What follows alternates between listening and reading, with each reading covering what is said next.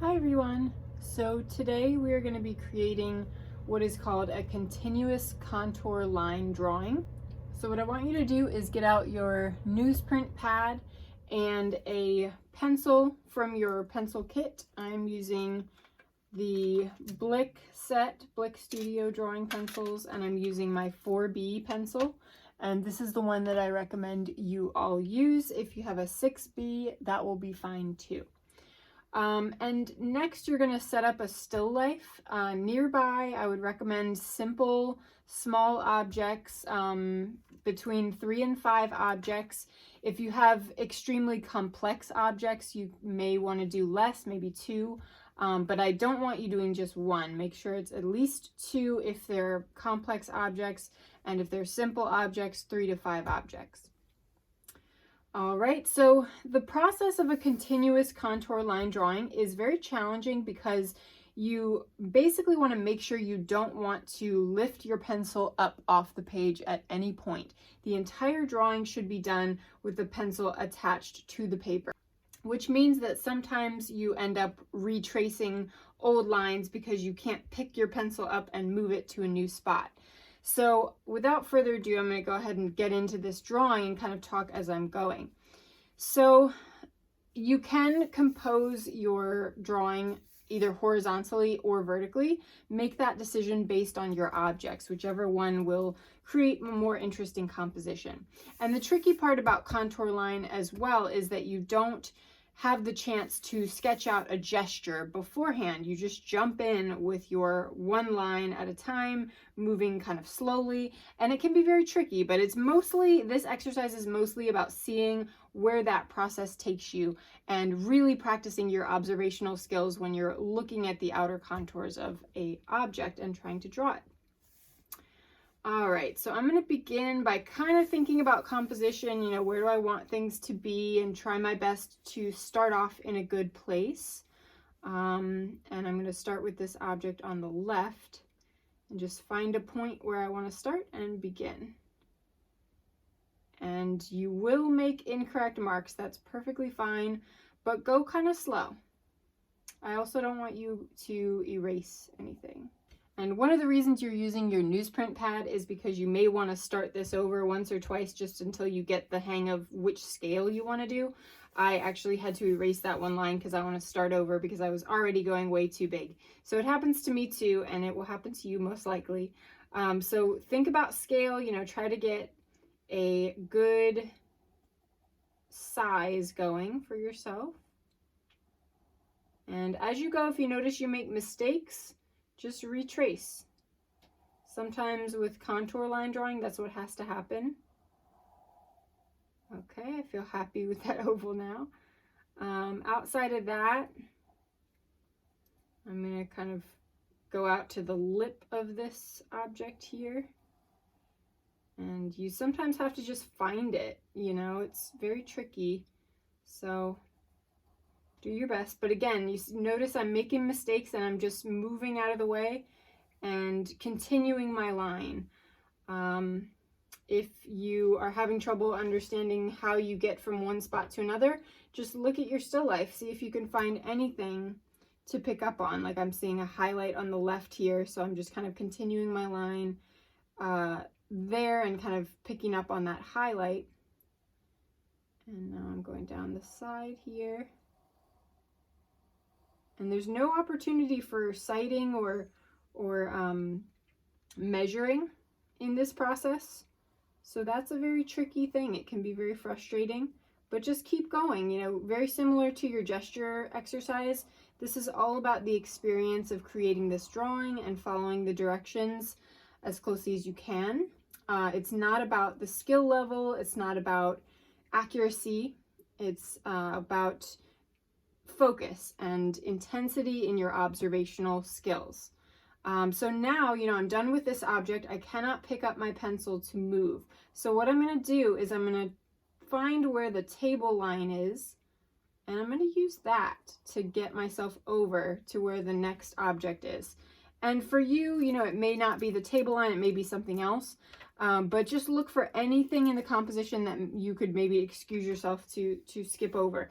And you can always use a lighter line. Even if it's a lighter line, you're still not picking up your pencil, but you're putting less emphasis on that line. And the lines that are darker will be the ones that you see as being more important. Okay, so with this object, I'm going to pick up here.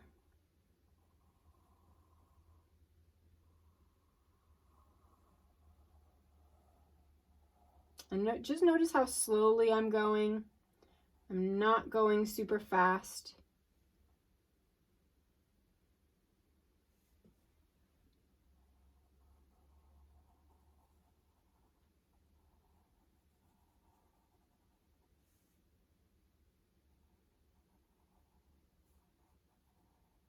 Again, just retracing if I make a mistake, not picking my pencil up. And it's interesting how in a contour line drawing, a continuous contour line drawing, even if you have some trouble finding the right line, as long as you keep that line going, and whenever you get very unsure about something, lighten your pressure a little bit. Don't necessarily make that line super dark, and then when you're more confident, you can press a little bit harder.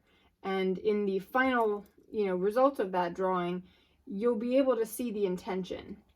Even if we do see the mistakes, you'll be able to see which line you intended to be correct. For the most part, anyway. And see, I'm having a hard time with this side, but I'm just continuing on. I'm not getting frustrated. I'm just continuing on. We'll see where it goes. There's really no pressure on this exercise. You're just kind of finding your way. Finding your way. All right, so I feel pretty happy with that. You see how many lines I had to make in order to get even slightly confident. And I still don't think that's very much like the object that I'm looking at. So I'm going back up and retracing that one line. And now I feel a little better. I can now go down to the base of this object.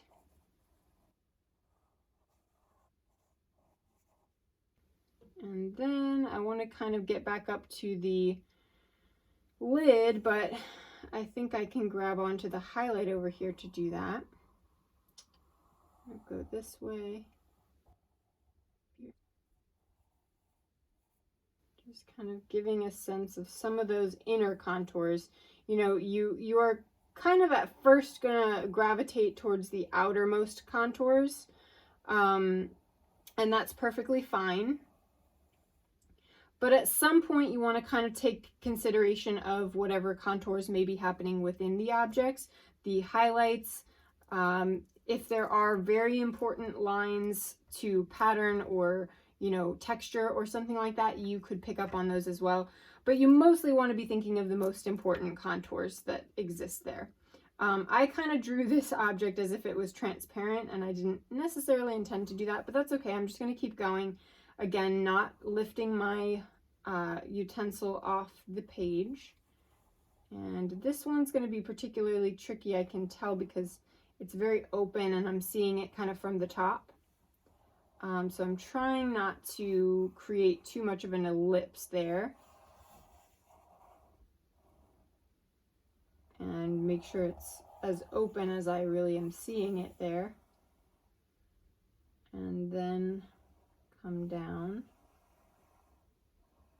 And this object goes much lower than the other one. And maybe it will go off the page. Or just, barely go off the page. So if it goes off the page, just kind of pretend you're still on the page and pick up where it comes back on.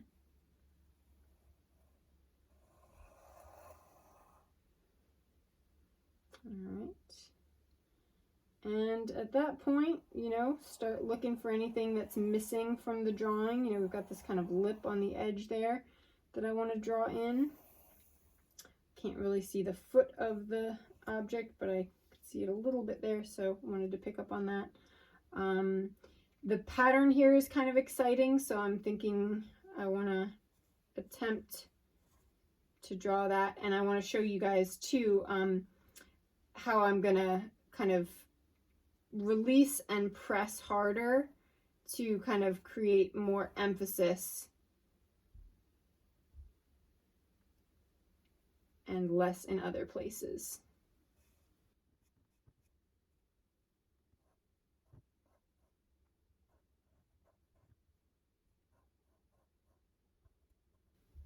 Okay, so this gives you an idea. I would continue on probably to create the texture of this object in full.